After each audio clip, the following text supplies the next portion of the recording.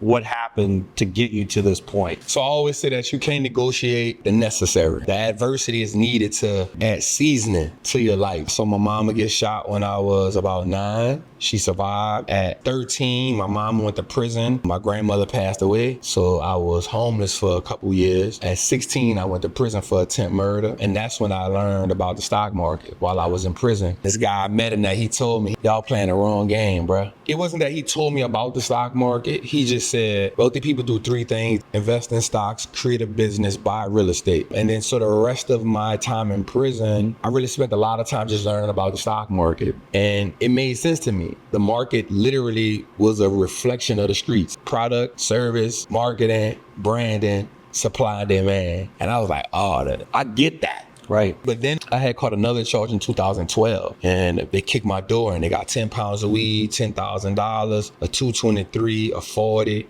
extended clip, and 100 X pills. And so I was just like, all right, it's over with for me. I got blessed. They kicked in the door with no search warrant. I got found out guilty, but shit, I still didn't want to give up the street. So I was like, all right, I'm broke. So I went to just robbing dope dealers. That was the new lick. It may sound weird, but you never think of getting out the street because all you really know is what you feel comfortable with. Right. And it's hard to tell somebody who from the street, from that magnitude where I was, to go get a job, because I felt like that was the next thing to prison to me. And so me and my homie got in a situation and I almost got killed. And then I told my homie, like, bro, that's a wrap. Like, I ain't doing this no more. I done already did time. I done got shot. I done almost got killed. Ain't nothing else for me to do in the streets but go back to prison or get killed. So I gave him whatever we made from that, and I just started working. And I just said, at least I could just go in on the stock market. So that was about 2014. So from 2014 to maybe 2018, I just took it really, really serious. Started talking about it on Instagram, and people started gravitating to it. Pandemic hit, everybody was inside. Yeah. Everybody wanted to learn how to make money. Yeah. And people had been rocking with me, and then it just started growing from there, man. Wound up doing the Ellen show, wound up doing the Breakfast Club, wound up doing Sway in the Morning. All of that came from me just consistently putting in work, but also just being transparent, like really showing people the wins and the losses and not a lifestyle.